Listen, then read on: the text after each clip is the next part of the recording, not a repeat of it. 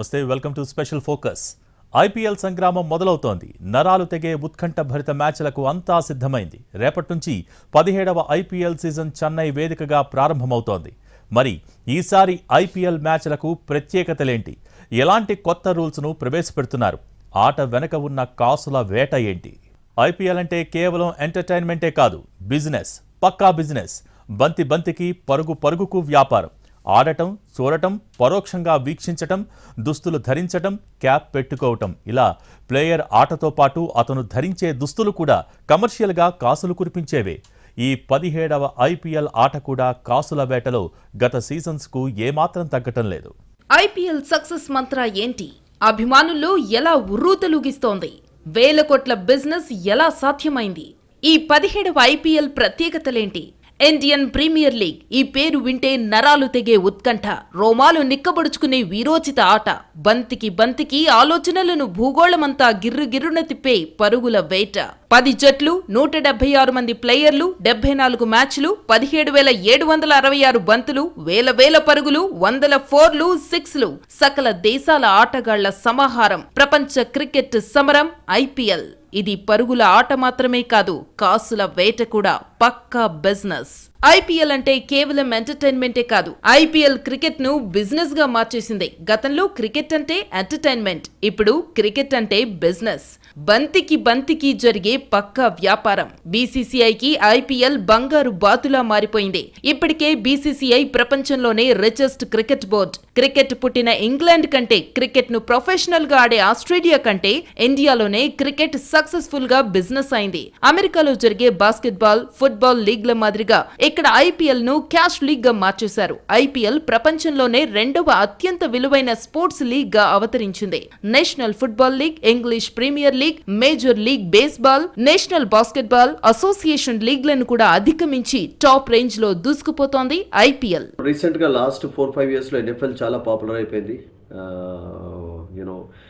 American football డిఫరెంట్గా ఉంటుంది, మనందరికీ తెలుసు, రెగ్యులర్ ఫుట్బాల్తో కంపేర్ చేసినట్లయితే. But that is very popular. Actually basketball కంటే కూడా చాలా పాపులర్ అయిపోయింది. బట్ ఐపీఎల్ కూడా, అంటే ఇప్పుడు ఎలానైతే కొన్ని మిగతా ఫుట్బాల్ టోర్నమెంట్స్ ఉన్నాయి, లైక్ ఇప్పుడు లాలీగా ఉంది అండ్ యూరోపియన్ ఛాంపియన్షిప్ లీగ్ ఉంది, ఇవన్నీ కూడా చాలా పాపులర్ టోర్నమెంట్స్. ఎందుకంటే క్రీమ్ ఆఫ్ ప్లేయర్స్ ఆడతారు కనుక ఐ థింక్ ఆ పాపులారిటీ అనేది ఉంటుంది. ఇప్పుడు ఐపీఎల్ సక్సెస్ కావడానికి ఓన్లీ ఇండియన్సే ఇందులో ఉన్నట్లయితే ఐ థింక్ సక్సెస్ అంత ఉండకపోతుండే. సో అందుకనే 4 foreigners-కు అవకాశం ఇస్తున్నారు. లలిత్ మోడీ ప్రవేశపెట్టిన IPL concept super duper success అయింది. గతంలో జాతీయ క్రికెట్ జట్టుకు ఆటగాళ్లను సెలెక్ట్ చేయాలంటే రంజీ మ్యాచ్లు చూసేవాళ్లు. అనేక రాష్ట్రాల్లో పర్యటించి ఆయా మ్యాచ్లను వీక్షించి టాలెంట్ ప్లేయర్స్ ను పట్టేవాళ్లు. కానీ ఇప్పుడు ఆటగాళ్ల ఎంపిక మారిపోయింది. కూరగాయలన్నీ మార్కెట్లో ఒకే చోట దొరుకుతున్నట్టుగా ప్రతిభగల ఆటగాళ్లు ఐపీఎల్లోనే కనబడుతున్నారు. ఐపీఎల్ ప్రదర్శన ఆధారంగా నేషనల్ టీమ్ కు ఆటగాళ్లను సెలెక్ట్ చేస్తున్నారు. దీంతో ఆటగాళ్లు కూడా రంజీల కంటే ఐపీఎల్ కే ఎక్కువ ప్రాధాన్యతనివ్వటం మొదలుపెట్టారు. ఈ విషయంలో బీసీసీఐ పైన విమర్శలు లేకపోలేదు. అయినా సరే బీసీసీఐ ఎక్కడా వెనక్కి తగ్గటం లేదు. ఐపీఎల్ చూసి నేషనల్ టీమ్ సెలక్షన్స్ అంటే గవర్నమెంట్ ఉద్యోగానికి ప్రైవేటు కంపెనీల నుంచి సెలెక్ట్ చేయడమేననే సెటైర్లు కూడా పేలుతున్నాయి. ఎవరేమనుకున్నా ఐపీఎల్ కు అంతకంతకు ప్రాధాన్యత పెరుగుతోందే కానీ తగ్గటం లేదు. దట్ ఈజ్ ఐపీఎల్ అని ఎప్పటికప్పుడు ప్రూవ్ అవుతూనే ఉంది. ఇది 17th సీజన్ 2008లో స్టార్ట్ అయింది. ఇప్పటికీ అంతే చరిష్మా, అంతే పబ్లిక్ అట్రాక్షన్, అంతే ఇంట్రెస్ట్ కొనసాగుతుంది. అండ్ స్పెసిఫిక్గా ఈసారి ఐపీఎల్ ప్రత్యేకతలు ఏంటంటే ఈసారి ఎంఎస్ ధోని కెప్టెన్గా ఉండట్లేదు, రుతురాజ్ గైక్వాడ్ కెప్టెన్గా వచ్చాడు. Mumbai Indians all of a sudden Rohit శర్మని కాదని హార్దిక్ పాండ్యాని కెప్టెన్గా చేసింది. IPL business model very different. Cricket వినోదం, మార్కెటింగ్ వ్యూహాల కలయిక. లీగ్ ఫ్రాంచైజీ విధానాన్ని ఫాలో అవుతుంది. ఇండియాలోని వివిధ సిటీలకు ప్రాతినిధ్యం వహిస్తున్న 10 జట్లు ఒకదానితో ఒకటి పోటీ పడతాయి. ఫ్రాంచైజీలు ప్రైవేటు యాజమాన్యంలో ఉంటాయి. ఆదాయ భాగస్వామ్య నమూనాలో పనిచేస్తాయి. ప్రసార హక్కులు, స్పాన్సర్షిప్ ఒప్పందాలు, సరుకుల బ్రాండింగ్, ఆటగాళ్ల వేలం, ఆటగాళ్ల ప్రకటనలు వంటి వివిధ వనరుల ద్వారా ఆదాయాన్ని ఆర్జిస్తుంది ఐపీఎల్. ఐపీఎల్ బిజినెస్ పరంగా విజయవంతమైంది. 2 ఏళ్ల టైటిల్ స్పాన్సర్షిప్ కు 670 కోట్ల రూపాయలు ఇవ్వడానికి టాటా గ్రూప్ ముందుకొచ్చింది. ఐపీఎల్ 5 ఏళ్ల లైవ్ టీవీ కవరేజ్ హక్కులు ఏకంగా 40,000 కోట్ల రూపాయలు పలికాయి. ఈ హక్కుల కోసం Star India, Zee Sony, Viacom 18 లాంటి కంపెనీలు పోటీ పడ్డాయి.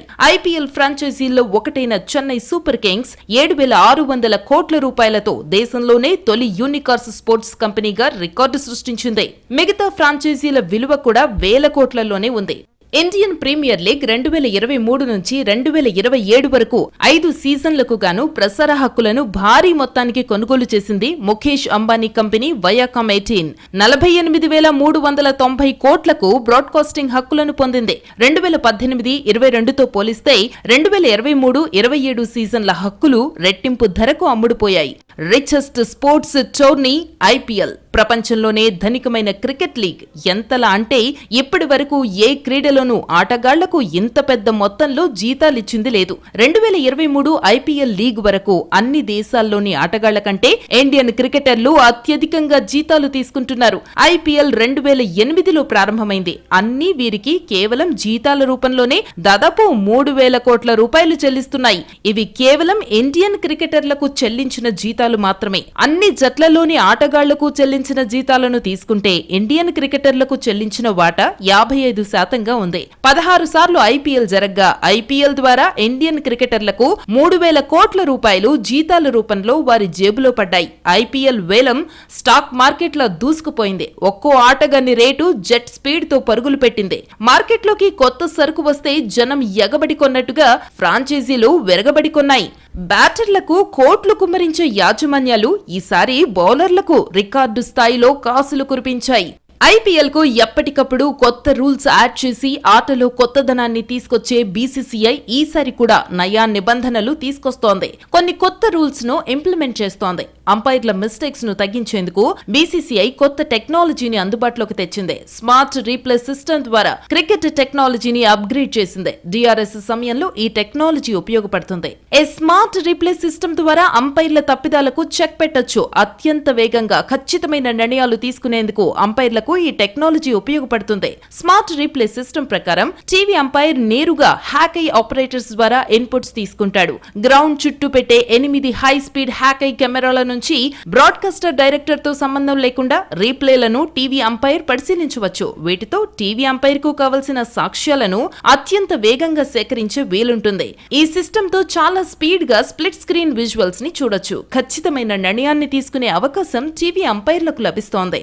స్టంప్ అవుట్స్, రన్అవుట్స్, క్యాచెస్, ఎల్బీల విషయంలో ఈ టెక్నాలజీ అంపైర్లకు ఉపయోగకరంగా ఉండనుంది. కేవలం స్మార్ట్ రీప్లే మాత్రమే కాదు, మరో 3 రూల్స్ ను కూడా 17వ ఐపీఎల్ సీజన్ లో తీసుకొస్తోంది యాజమాన్యం. 2 బౌన్సర్లు. ఇక ఈ రూల్ పేసర్లకు ఫేవరెట్. ఒక ఓవర్ కు 2 బౌన్సర్ల వరకు వేసేందుకు పర్మిషన్ ఉంటుంది.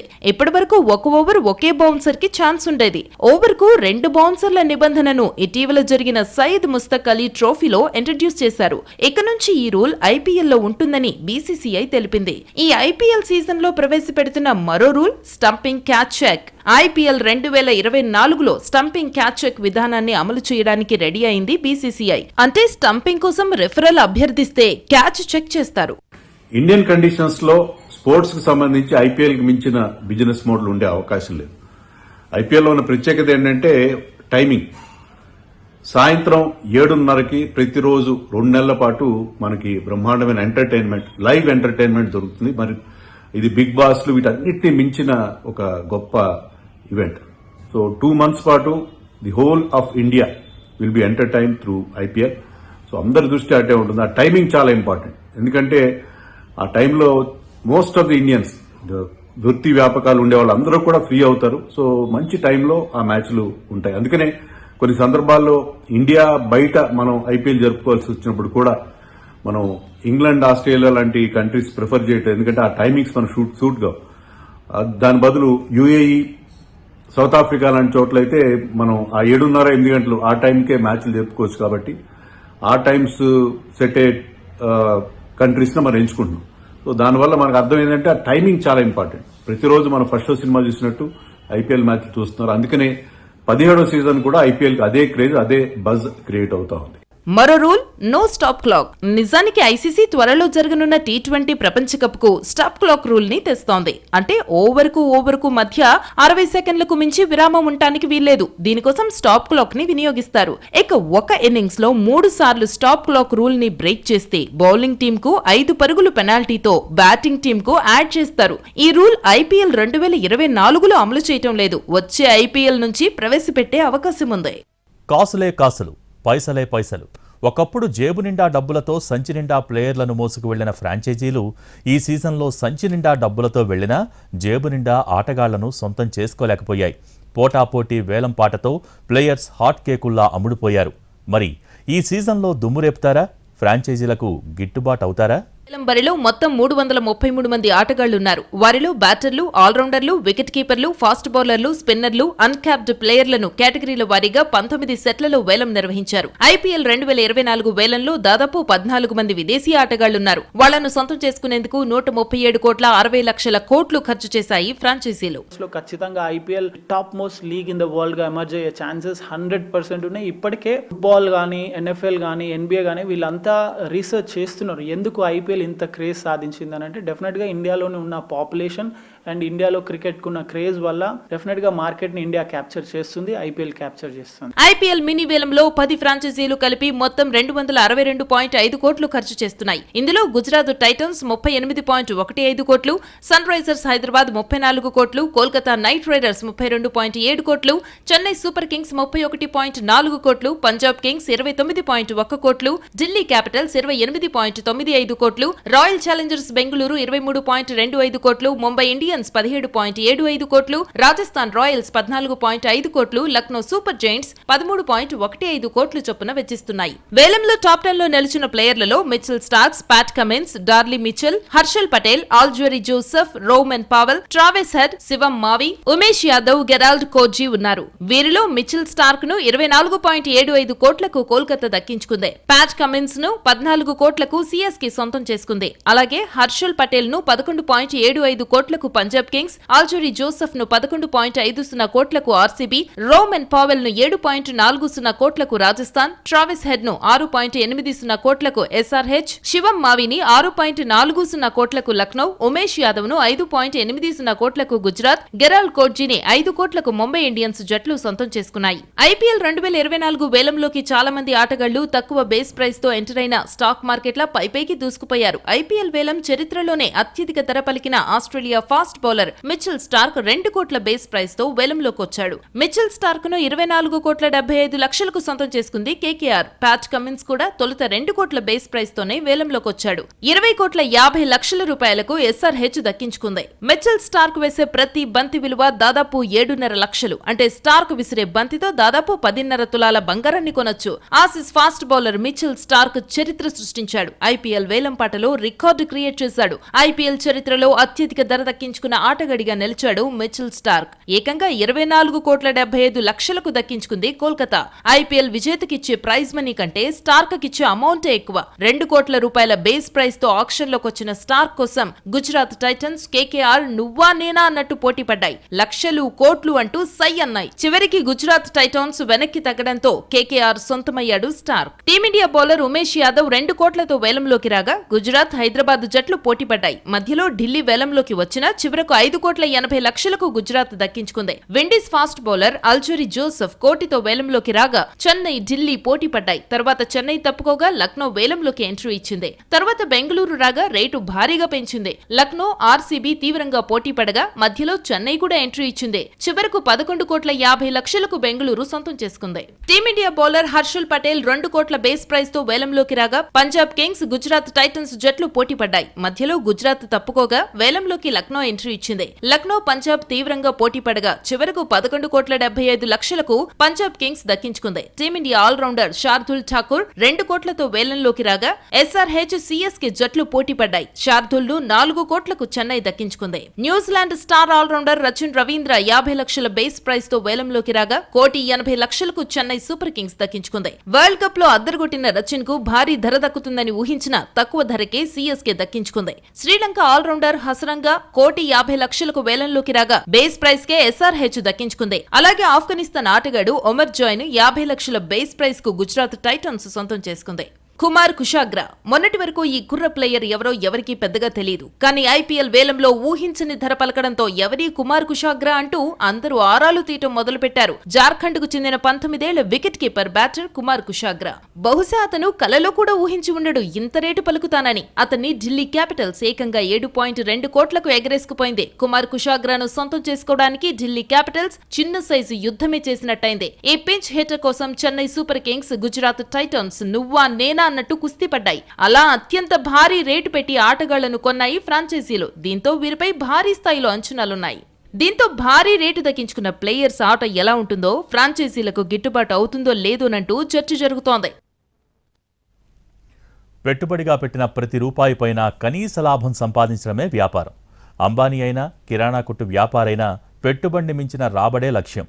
మరి ఐపీఎల్లో ప్రసార హక్కుల కోసం వేల కోట్ల రూపాయలను పెట్టుబడిగా పెట్టిన సంస్థలు కాసులు రాబడతాయా? ఇది ఇవాల్టి స్పెషల్ ఫోకస్. నమస్తే.